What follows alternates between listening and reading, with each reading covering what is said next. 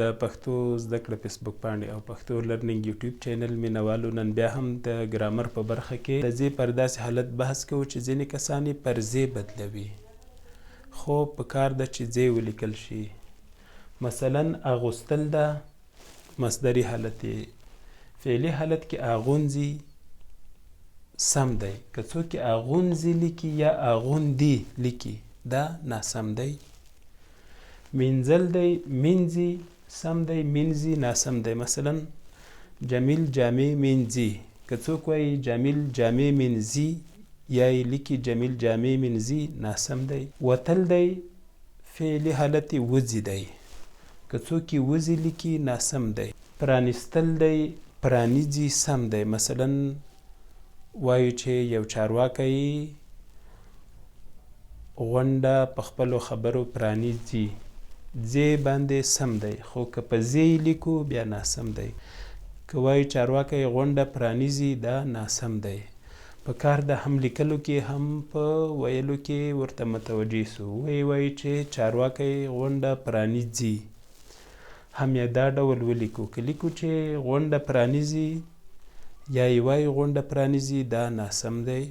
ولې ناسم دی؟ ځکه چې ژبپوهان وایي کومې کلمې په مصدري حالت کې په تل پای ته رسېدلي وي هغه په ځې سره فعلي حالت ته اوړي.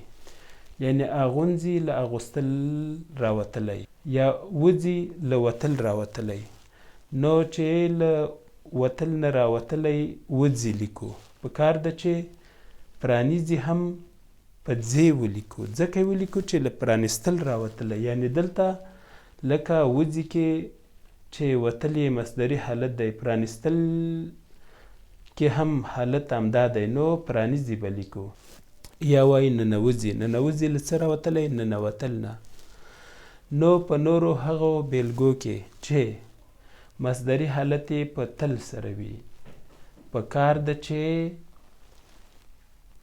د ځې په ځای ځې ولیکو، د پرانیځي په ځای پرانیځي ولیکو، د وځي په ځای وځي ولیکو، د مینځي په ځای مینځي ولیکو. یعنې که کله تاسو له داسې حالاتو سره مخ سوئ چې نه پوهیږئ ځې سمه ده که ځې، نو بیا یې مصدري حالت ته ورشئ. یا هم دا قاعده د وتل او ننوتل په پام کې ونیسئ. موږ وځي لیکو، ننوځي ولیکو یا ځه لیکو، زه خو نه لیکو. ځه ځکه لیکو چې له تللو راخیستل شوی، راځه ځکه لیکو چې له راتلل اخیستل شوی. نو پرانیستل کې هم پرانیځي په همدې وجه سم دی چې له پرانیستل اخیستل شوی. پرانیځي لیکلې سم نه دي. تر ډیره یې په رسنیو کې زه وینم چې پرانیځي یې لیکي، خو پرانیځي سم دی. که ورته نورې بیلګې تاسو لرئ زموږ سره یې شریکې کړئ.